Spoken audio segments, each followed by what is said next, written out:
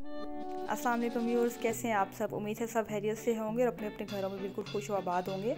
और जैसा कि सर्दियां आ चुकी हैं और सर्दियों में जो है वो खांसी, नज़ला, ज़ुकाम, बलगम, ये जो है ये कॉमन डिसीज़ होती हैं सर्दियों के साथ जो कि आती हैं।